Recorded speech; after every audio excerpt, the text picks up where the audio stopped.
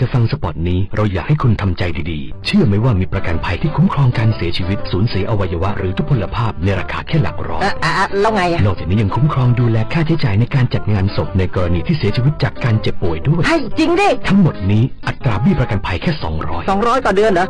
ถูกดีนะต่อปีช็อกไปซะแล้วประกันภัย200ราคาถูกซื้อที่ไหนคุ้มครองเท่ากันรักเกิน100ให้ประกันภัย200กับคนที่คุณรักโดยสำนักงานคปภ.สายด่วนประกันภัย1186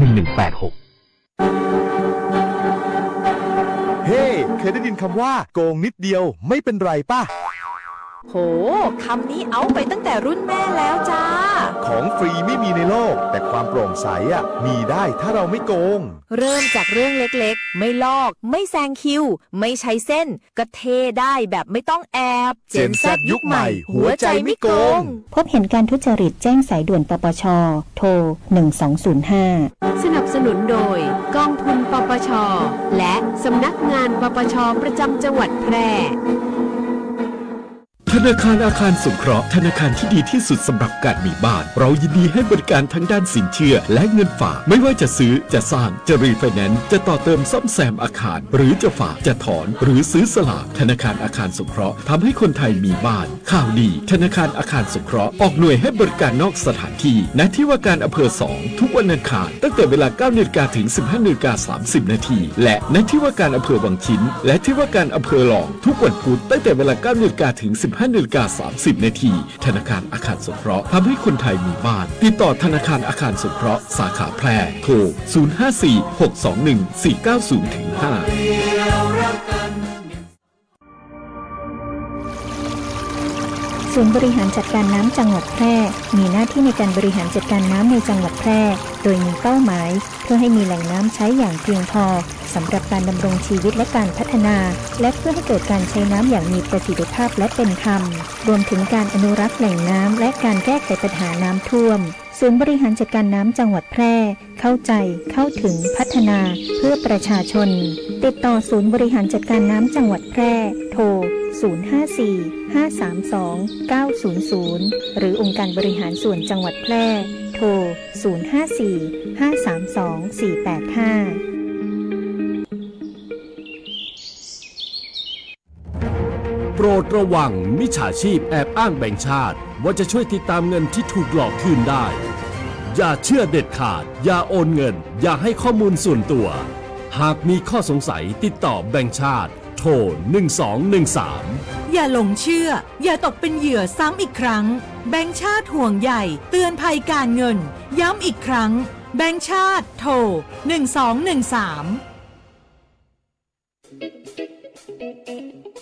ขับขี่ปลอดภัยเมืองไทยไร้อุบัติเหตุด้วยความปรารถนาดีจากสวท.แพร่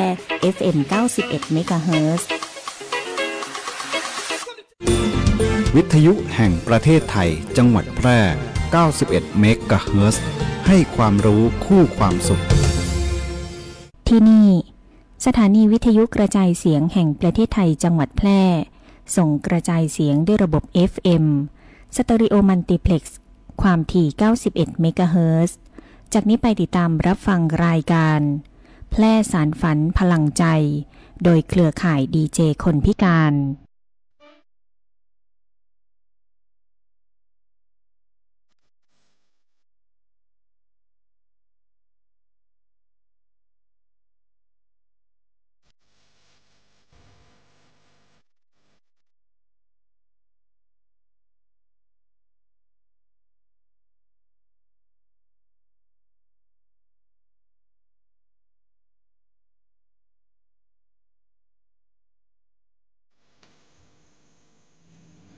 สวัสดีครับสวัสดีครับเหมือนเดิมเนาะทุกวันเสาร์วันอาทิตย์เราก็มาพบปะกันในรายการแพร่สารฝันพลังใจให้ความรู้คู่ความสุขครับตีสถานีวิทยุกระจายเสียงแห่งประเทศไทยจังหวัดแพร่ครับก็โดยเครือข่ายดีเจคนพิการถึงไม่ยิงกระจายทั้งวันเสาร์และวันอาทิตย์ครับสำหรับวันนี้ก็ตรงกับวันเสาร์ที่1 พฤศจิกายน 2568 แรม 15 ค่ำเดือน 12 ไต้เดือนหยี่เหนือครับวันนี้ก็พ ผมกับท่านประธานก็มารวมจัดรายการกันเนาะท่านผู้ฟังอยากฟังเพลงอย่างหรืออยากจะมีอย่างมาประชาสัมพันธ์ก็เอิ้นกันมาเนาะตามเบอร์โทรที่ท่านประธานเคยบอกไว้เนาะครับแล้วนี่เข้าเดือนนี้เลยนี่เนาะเดือนนี้แล้วครับเดือนนี้เนี่ยนับปีนี้ร้อยกระทงครับร้อยกระทงปีนี้ก็ตรงกับวันที่5นะครับวันที่5พฤศจิกายน2568ครับไป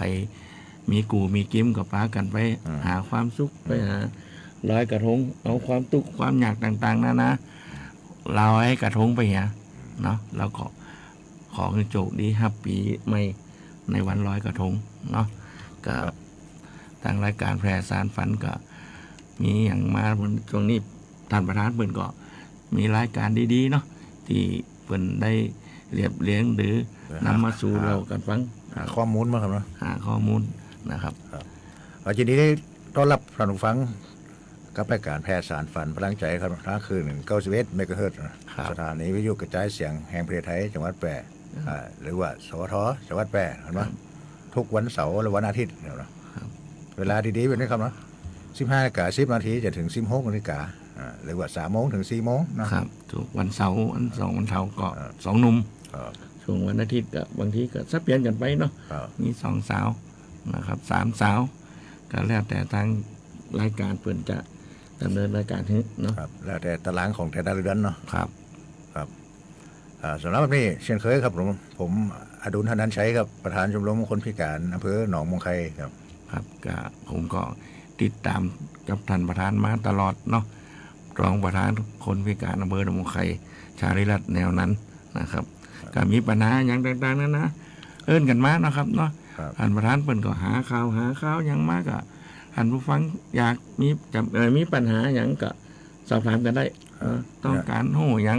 เรื่องราวอย่างต่างๆนานาเนาะอยากจะเพื่อประชาสัมพันธ์อย่างก็ได้เนาะเกี่ยวกับองค์กรอย่างของท่านนะครับบ้านจ้องของท่านเนาะมีอย่างก็ประชาสัมพันธ์ได้นะครับถ้าเขาได้พิจารณาหรือว่าทางเจ้าหน้าที่สวทเปิดพิจารณาแล้วว่าสมควรที่จะออกอากาศได้ก็ยินดีประชาสัมพันธ์ฟรีนะครับนะครับฟรีนะครับบ่คิดค่าได้เนาะท่านผู้ฟังสามารถติดตามรับฟังรายการแพร่สารฝันพลังใจของเขาได้อีก2 ช่องทางครับเนาะทาง Facebook กันเพจสวทแปรแล้วก็วิทยุออนไลน์สวทแปรอยากจะฟังเพลงอย่างสามารถโทรมาขอกับรายการแพร่สารฝันพลังใจได้ครับมีปัญหายังอยากสอบถามเกี่ยวกับเรื่องเล่าอย่างต่างๆหรือจะให้ประชาสัมพันธ์เกี่ยวกับทางตำบลของท่านหรือว่าทางสถานการณ์ของท่านที่จะสามารถออกอากาศได้ก็ทางเจ้าหน้าที่สวทแปรเพิ่นก็จะพิจารณาครับเบอร์โทรศัพท์ของทางสถานีกันว่า054-523-516ครับก็จะมีเจ้าหน้าที่ทางสถานีเพิ่นรับสายอยู่เนาะครับวันนี้ตรงกับวันเป็นวันแห่งความหวังของหลายๆคนขอให้โชคดีกับทุกคนเนาะคือวันนี้ก็โชคดีกับทุกคนเนาะบางคนก็อาจจะหนักอาจจะน้อยเนาะก็ขอให้โชคดีกันนะครับเดี๋ยวพอถึง4 โมงนี่ก็โห่แล้วนะครับเจ้าลุกขึ้นมานกเอียงก็บนหลังคาห้องเปลี่ยงโดนแน่ละวันนี้นะจะความหวังเนาะของคนเราทุกวันที่1และวันที่16แต่บางทีอาจจะเลื่อนไปเดือนไหนก็มีความหวัง2 วันเนาะครับก็เดือนนี้ก็ท่านประธานเพิ่นก็คงจะมีความหวังไว้นักผมก็มีมันจะว่าบ่มีแต่ว่าบ่ได้ซื้อนักซื้อเหมือนกันเนาะเล็กน้อยนะครับแต่ขอให้ทุกคนที่รับฟังรายการโชคดีกันทุกคนเนาะแพร่สารฝันพลังใจนี่โชคดีกันทุกคนครับช่วงนี้ไปหาฟังเพลงกันเนาะช่วงนี้ก็ฟังเพลงกันก่อนเนาะเดี๋ยวเขาก็กลับมาเข้าสู่ในช่วงของข่าวเราสู่กันฟังโดยธรรมทานเพิ่นก็มีข่าวอย่างต่างๆนานาที่เพิ่นได้หามาจะมาเล่าสู่ท่านผู้ฟังได้รับฟังกันเชิญรับฟังครับ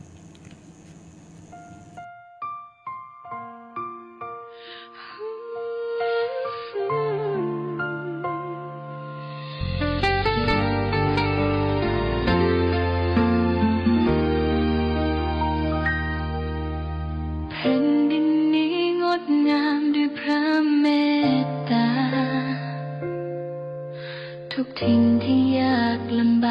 ระองค์เสด็จไปทอดพระเนตรด้วยหัวใจของแม่อบอุ้มลูกไทยไว้ด้วยความห่วงใยพื้นผ้าไหมที่พระองค์ทรงสืบสารงานหัตถศิลป์พื้นบ้านกลับมามีชีวิตใหม่เกษตรกรมีน้ำกินน้ำใช้ด้วยพระราชดำริไกลยิ่งใหญ่เหนือคำใดแม่ของแผ่นดินพระพันปีหลวงรมพรมใจของชาวไทยทั้งชาติทรงเหน็ดเหนื่อยเพื่อให้เรามีวันพรุ่งนี้พระกรุณาธิคุณนี้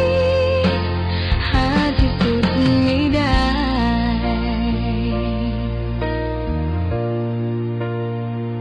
หน่วยแพทย์พระราชายื่นมาช่วยเหลือในถิ่นทุรกันดารแสนไกล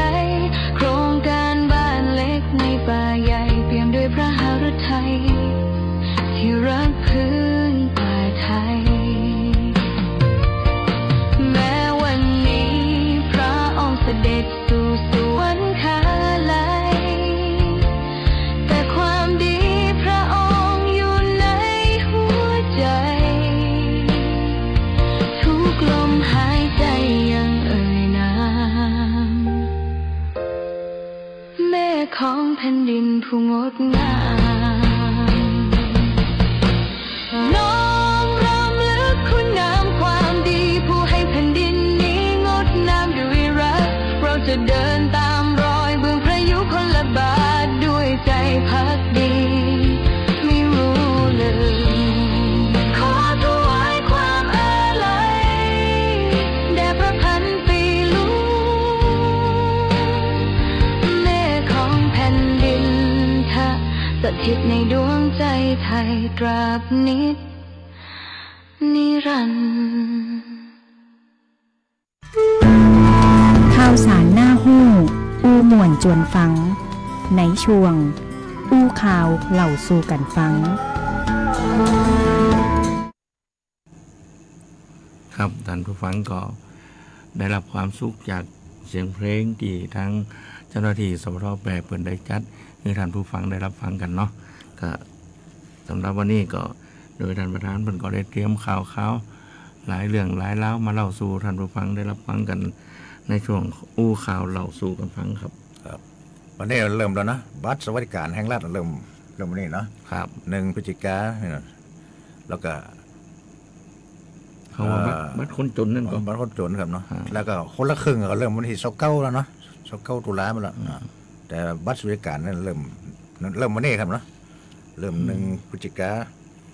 จากที่เฮามี300แล้วเนาะวันนี้เป็นรัฐเป็นบวกครับ850เนาะก็เป็น 1,150 เนาะต่อเดือนนะครับเนาะต้องใจให้หมดถ้าบ่หมดเขาก็หายไปเลยเขาเก็บเข้านะเนาะเก็บเขาคืนเนาะอย่างประธานเพิ่นบอกเนาะเฮาเปิ้นฮื้อเฮาแล้วเฮาต้องใจครับใจให้มันหมดเนาะครับอันเขาก็ดึงคืนอย่าเนาะอันนี้เริ่มวันนี้เนาะบัตรที่ว่าสมมุติบัตรคนจนน่ะเนาะเริ่ม1 พฤศจิกายนเนี่ยแต่คนละครึ่งเขาเริ่มวันที่29มาแล้วเนาะอันนี้ขอมาเราสู้กันฟังเนาะครับอันนี้ต่อไปเป็นของอันนี้ก็ของกระทรวงพม.เนาะพัฒนาสังคมและความมั่นคงของมนุษย์นายอัคราพรหมเผ่ารัฐมนตรีว่าการกระทรวงพัฒนาสังคมและความมั่นคงของมนุษย์เป็นประธานเปิดโครงการ Job and Market Fair มหกรรมสร้างงานสร้างอาชีพคนพิการเพื่อส่งเสริมศักยภาพและสร้างโอกาสให้คนพิการมีอาชีพที่มั่นคงและก็ยั่งยืนโดยมุ่งเน้นการพัฒนาทักษะอาชีพและทักษะดิจิทัลด้วยการเปิดพื้นที่จำหน่าย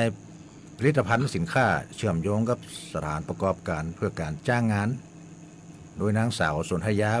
บุญญาภูสิทธิ์อธิบดีกรมส่งเสริมและพัฒนาคุณภาพชีวิตคนพิการกล่าวรายงานซึ่งมีนายกันตพงษ์รังสีสว่างปลัดกระทรวงการพัฒนาสังคมและความมั่นคงของมนุษย์ คณะผู้บริหารกระทรวงพม.ภาคีเครือข่ายด้านคนพิการทั้งภาครัฐธุรกิจเอกชนและประชาสังคมรวมงานนะอาคารรัฐประศาสนภักดีอาคารบีศูนย์ราชการเฉลิมพระเกียรติ80 พรรษากรุงเทพมหานครนอกจากนี้มีพิธีลงนามบันทึกความเข้าใจหรือว่า MOU ในการส่งเสริมการจ้างงานคนพิการอย่างยั่งยืนระหว่างกรมส่งเสริมและพัฒนาคุณภาพชีวิตคนพิการกระทรวงพม.และกับบริษัทจัดหางานจอบท็อปกันจำกัดอีกทั้งมอบโล่ประกาศเกียรติคุณหน่วยงานแห่งการสนับสนุนการดำเนินงานของกรมส่งเสริมและพัฒนาคุณภาพชีวิตคนพิการก็คือบริษัทเคาน์เตอร์สวิตจำกัดและก็โล่ประกาศเกียรติคุณและเงินรางวัลภายใต้โครงการ We Can Do เพื่อยกย่องคนพิการต้นแบบและสร้างแรงบันดาลใจของคนความเชื่อมั่นในศักยภาพของคนพิการครับตอนนี้เป็นของกระทรวงพม.นะครับเนาะครับเป็นการสนับสนุนเนาะคนพิการบางทีก็คนพิการอย่างท่านประธานนี่ก็เคยผ่านการไปรับรางวัลที่กรุงเทพเนาะคนพิการต้นแบบคนพิการต้นแบบระดับประเทศเนาะครับก็ของอันนั้นมันเป็นวันคนพิการสากลเนาะวันการสากลแห่งชาติก็ฝากกับพี่น้องคนพิการนะครับท่านก็บ่จะพิการแล้วบ่มีความสามารถเนาะคือคนเรามีความสามารถกันทุกคนบ่ว่าจะน้อยหรือนักเนาะทีนี้ในเมื่อเขาทำดีหรือมีคุณภาพแห่งการเป็นคนพิการนะครับเจ้าหน้าที่เปิดมองเห็นว่าเขาเป็นคนพิการที่รับผิดชอบดีเด่นจะนั่นจะนี่เปิดก็จะส่งเขาไปได้รับการสนับสนุนจากระดับประเทศเนาะก็หวังเป็นอย่างยิ่งว่าคนพิการของจังหวัดแพร่คงจะได้รับการสนับสนุนจากพม.จังหวัดเนาะอันนี้ของข้าวของพม.จังหวัดเนาะพม.จังหวัดแพร่เนาะเปิดเริ่มแล้วนะเริ่มอบรมของห้องนี่แหละอบรมสัญจรแต่ละอำเภอเนาะ8 อำเภอเปิดจะไปทุกอำเภอเกี่ยวกับโครงการเชิงปฏิบัติการเสริมพลังคนพิการสร้างผู้นำคนพิการระดับตำบลและระดับอำเภอในพื้นที่จังหวัดแพร่คือเปิดเริ่มแล้วนะทุกอำเภอนะคนเริ่มเมื่อวันที่27 ตุลาเนาะ27 ตุลามาละนี่ที่ผลของคิวของคนพิการอำเภอเมืองนะที่หอประชุมอำเภอเมืองแพร่จังหวัดแพร่เนี่ยนะตำบลในเวียงเนาะวันที่28เนี่ยคนพิการอำเภอสุเมนตีโดมปันสุกเทศบาลสุเมนตำบลสุเมนอำเภอสุเมนจังหวัดแพร่เนาะ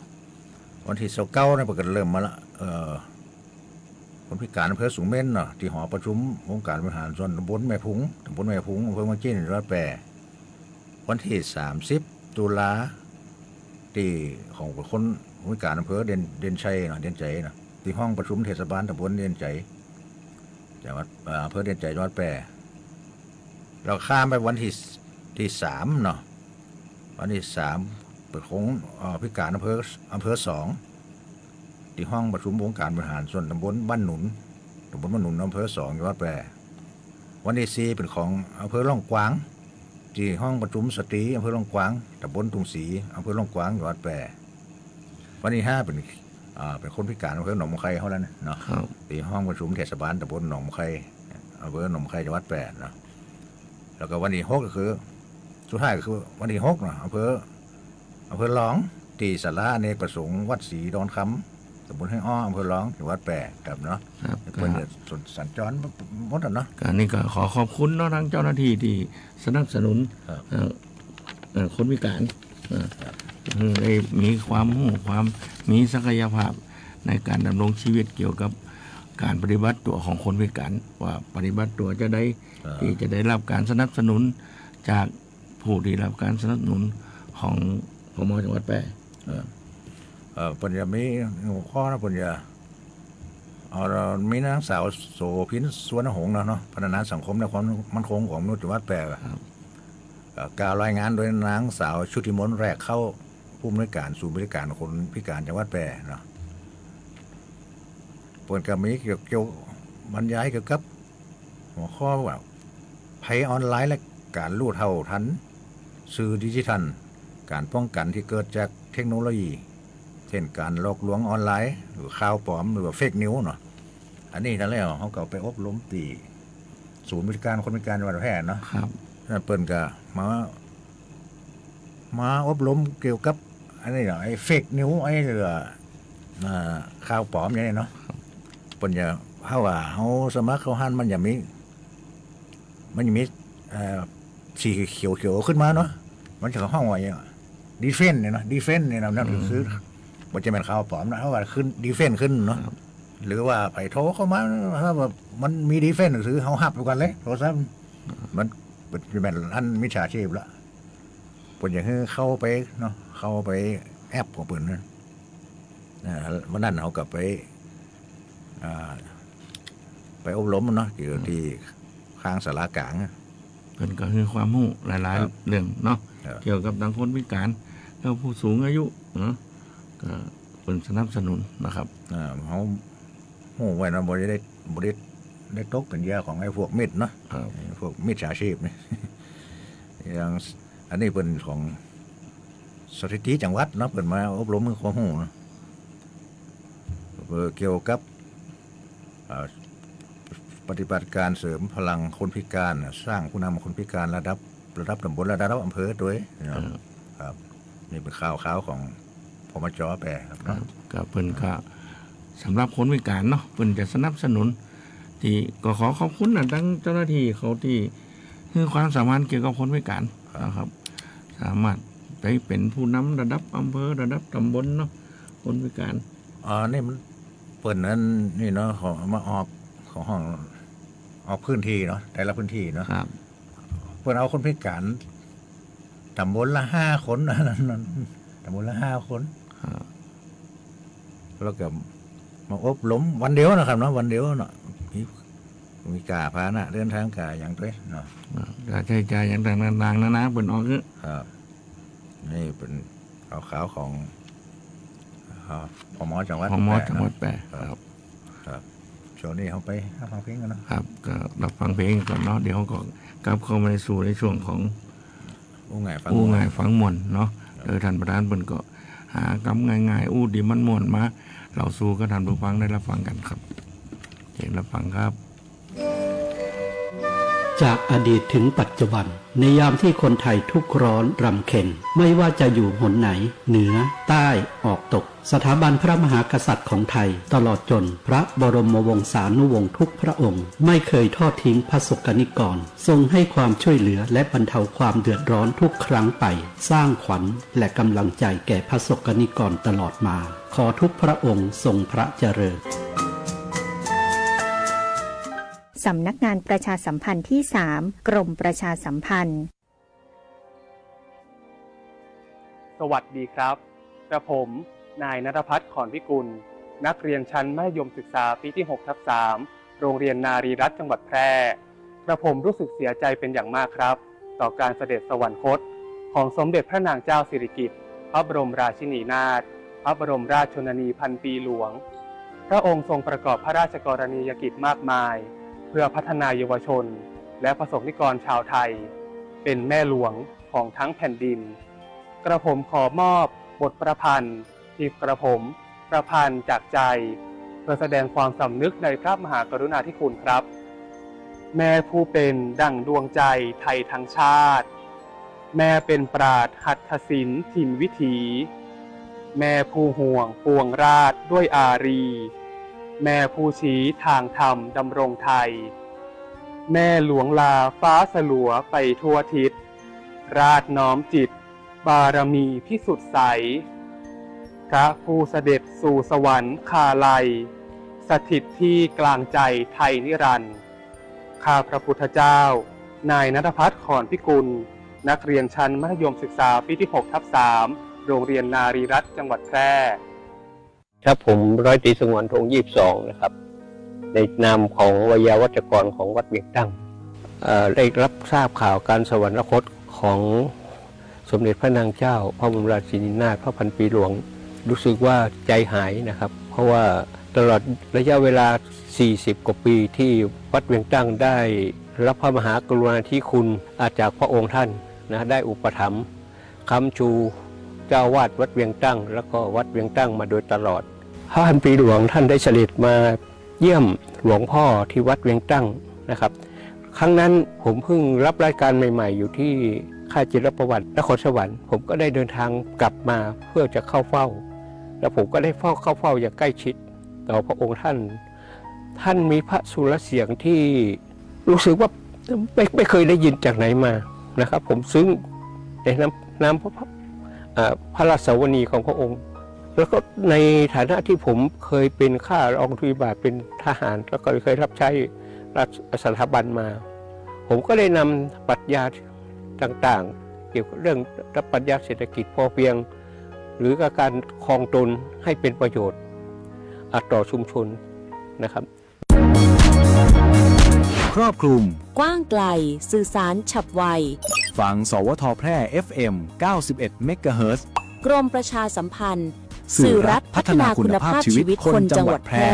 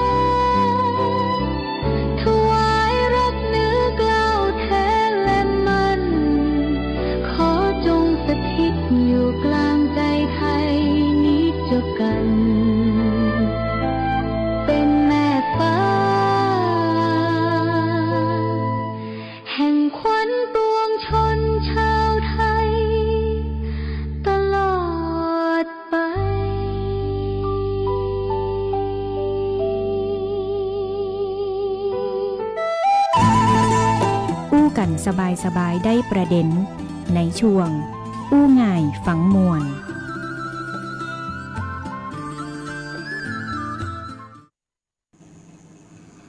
ครับรายการแพร่สารฝันพลังใจเนาะ ก็เข้ามาสู่ในช่วงอู้ง่ายฟังมวนนะครับ มันจะม่วนจะได้จะง่ายจะได้กับท่านประธานอดุลเพิ่นก็เตรียมความพร้อมอยู่แล้วที่จะมาเล่าสู่ท่านผู้ฟังที่ติดตามรับฟังรายการแปรสารฝันพลังใจของเขานะครับท่านประธานเชิญครับครับเดือนนี้เป็นเดือนยี่เนาะยี่เป๋งแล้วเนาะนี่เป็นจะเข้าเทศกาลลอยกระทงแล้วเนาะลอยกระทงประจำปี2568นะครับลอยกระทงก็ตรงกับวันที่5เนาะ5 พฤศจิกายน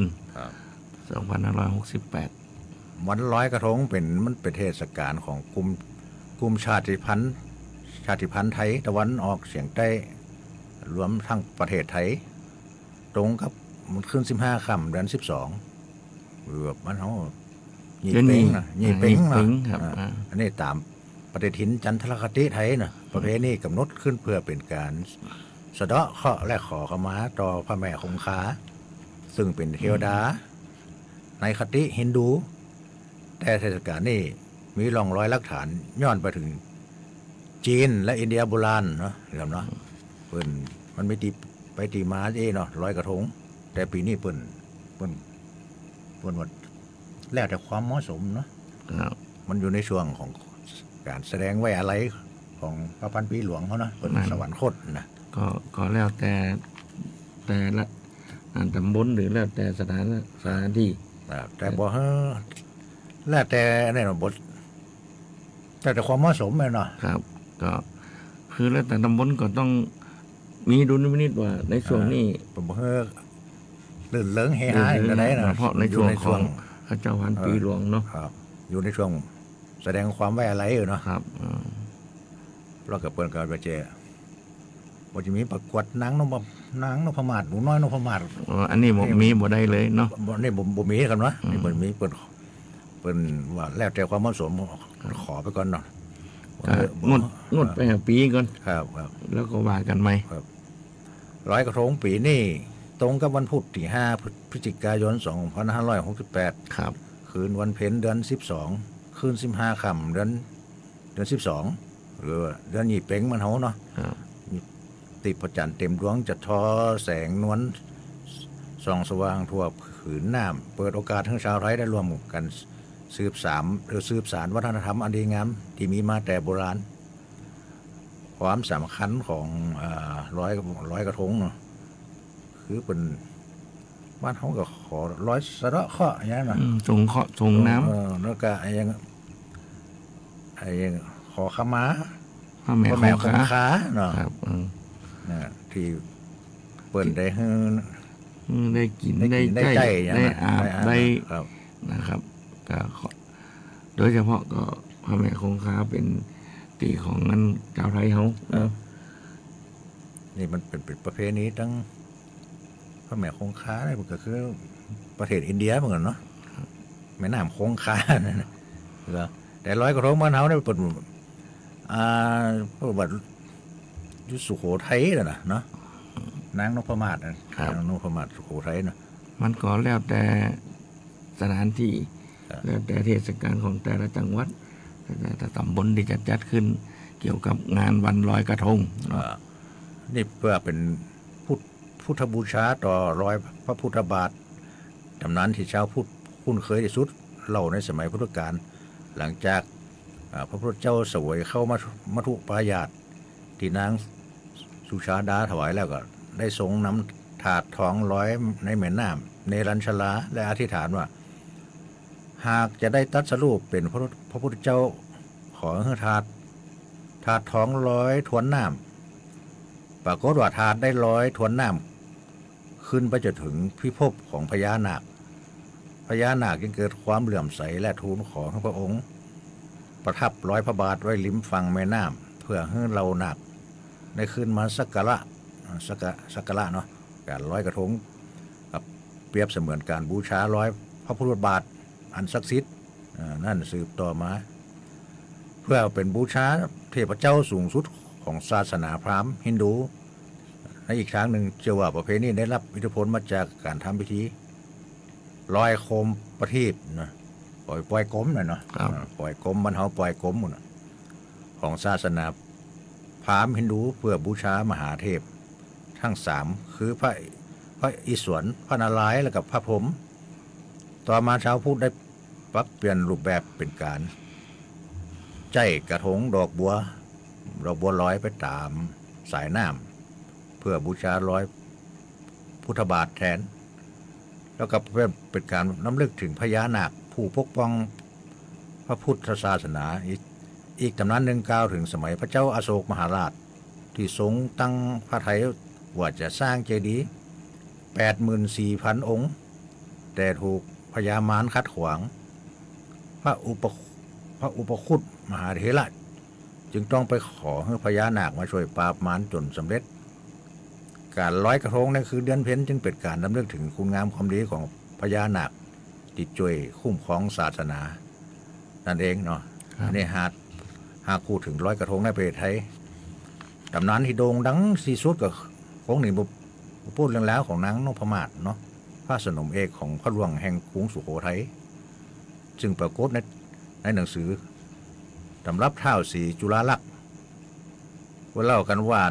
นางนพมาศเป็นผู้มีความคิดสร้างสรรค์ได้ประดิษฐ์กระทงเป็นรูปดอกบัวโคมุดตีงดงามวิจิตรขึ้นเป็นคนแรกเปิดใจในพระราชพิธีร้อยประทีปสร้างความพอพระราชหฤทัยแก่พระหลวงเป็นอย่างยิ่งพระองค์จึงมีรับสั่งให้ยึดถือรูปแบบกระทงดอกบัวนี่เป็นธรรมเนียมปฏิบัติสืบไปจนถึงปัจจุบันเนาะกิจกรรมในวันลอยกระทงกับพวกทุกภาคกับวิการจัดเฉลิมฉลองยิ่งใหญ่แต่ว่าปีนี้มันอันนี้น้อยเนาะมันเกี่ยวกับเป็นแสดงความไว้อะไรต่อพระพันปีหลวงเนาะเป็น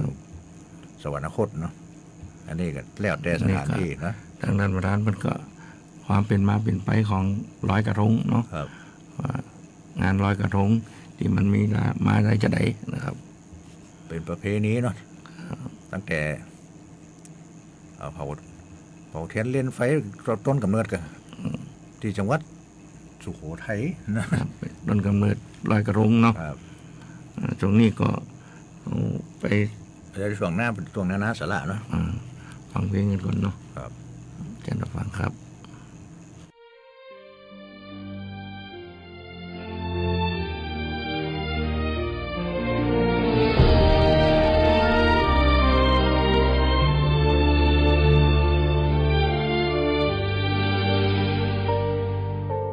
ยามแสงจันทร์ลาลับฟ้าดังน้ำตาแห่งแผ่นดินไหลรินเสียงสวดภาวนาทั่วเล่าโบยบินรำลึกพระเมตตาไม่สิ้นสุดกาล As moonlight fades beyond the sky, tears of the land begin to flow. Prayers arise from hearts below, remembering your grace divine. พระแม่เจ้าผู้ทรงคุณาธิการปกเกล้าปวงชนชาวไทยทั่วลาพระเมตตาดังสายธาราหลั่งรดใจประชาเป็นนิรันดร์ Oh Mother Queen of boundless grace, protector of the Thai embrace, your love flows like the endless sea, blessing hearts eternally.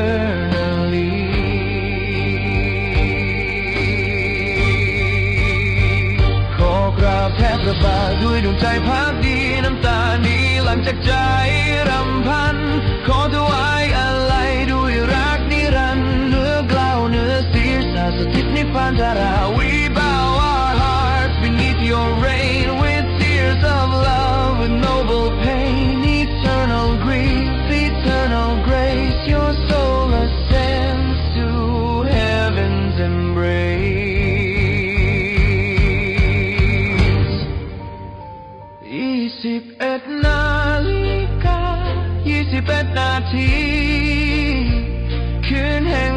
โศกสีของปวงข้าพระสิ้นภาระจากโลกาแต่พระเมตตายังอยู่ในใจไทยนิรันดร์ At 21 past 21 a nation wept its heart undone. Though you rest beyond this shore, your love shall live forevermore. จะขอเป็นข้ารองบาททุกชาติไปแม้ถึงชีพขอถวายดวงใจพักดีพระแม่อยู่ในฟ้าเราอยู่ตรงนี้ก้มกราบแทบพระบาทด้วยรักอาลัย Through every life I shall remain forever loyal in joy and pain. Though you dwell in heaven's light, our love for you shall never wane. แบ่งกันปั่นความหู้ในช่วงนานาสาระ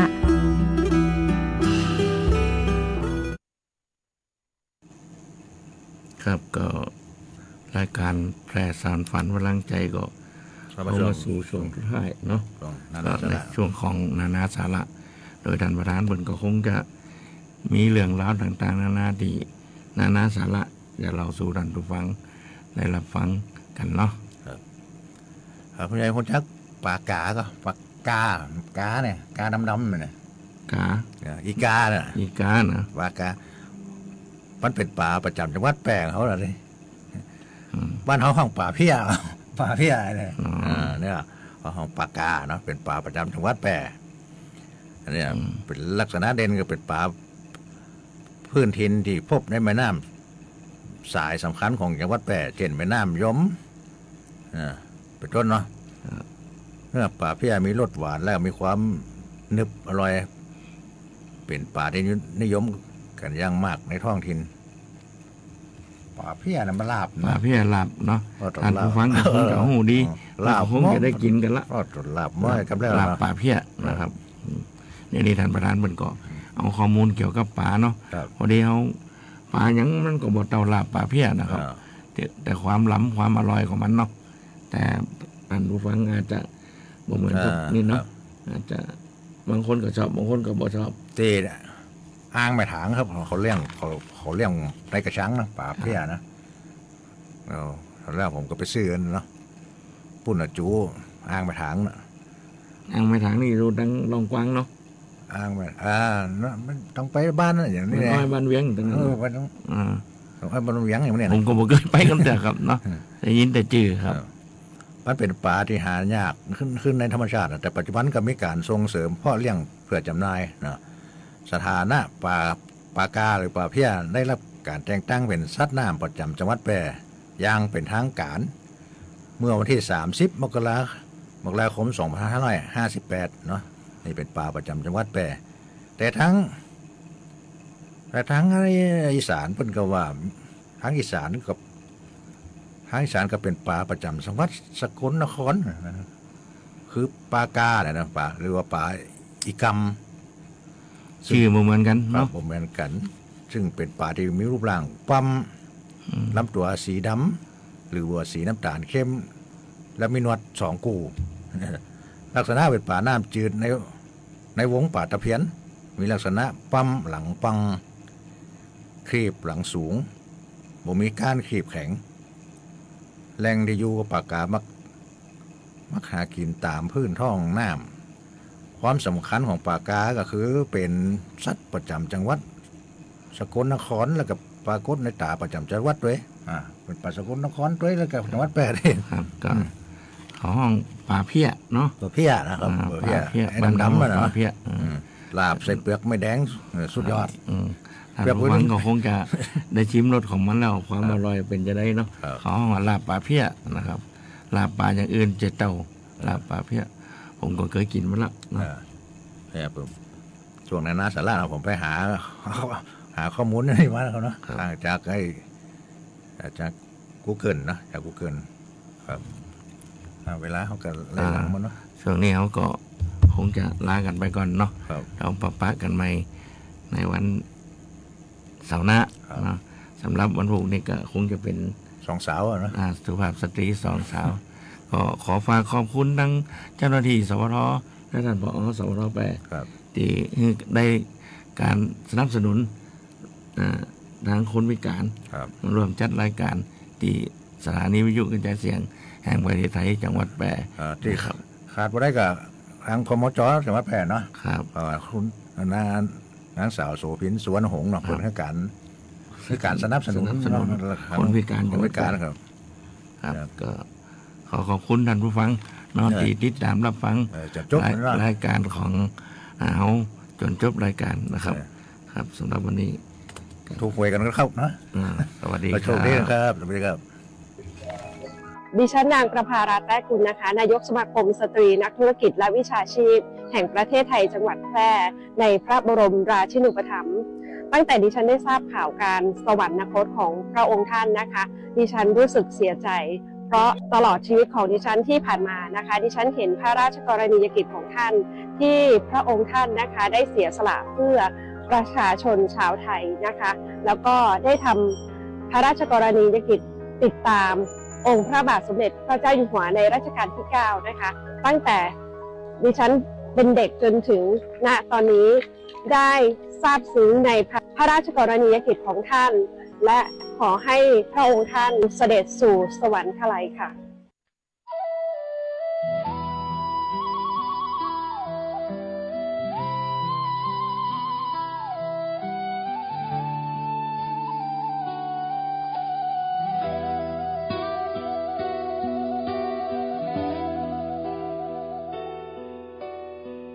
เมื่อข่าวแผ่วผ่านก้องสถานทั่วแดนไทยน้ำตาหลั่งไหลจากใจคนไทยทุกคนแม่แห่งสยามผู้เปี่ยมด้วยพระเมตตาล้นทรงเหน็ดเหนื่อยเพื่อปวงชนทั่วทุกเขตข่ายร่มพระบารมีคอยปกป้องปวงชนชาวไทยยามทุกเมื่อใดพระองค์ก็ทรงห่วงหาเสด็จสู่ฟ้าสวรรคาลัยดังดวงแก้วฝากฟ้าผสกนิกรทั่วแคว้นพาราน้ำตาหลั่งถวายอาลัย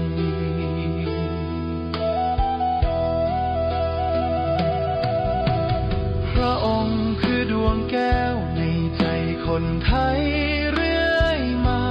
พระเมตตาดังสายน้ำหลั่งล้อมรวมใจแม้เสด็จสู่ฟ้า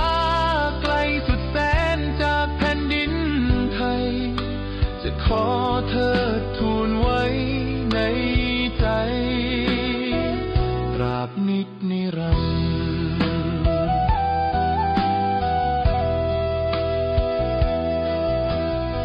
พระราชกรณียกิจมากล้นด้วยพระเมตตาทรงห่วงประชาดังมารดาผู้เอื้ออาทรลูกคนน้องกราบด้วยใจพักและอาวรณ์เสด็จสู่สวรรค์เมืองงอนนิจนิรันดร์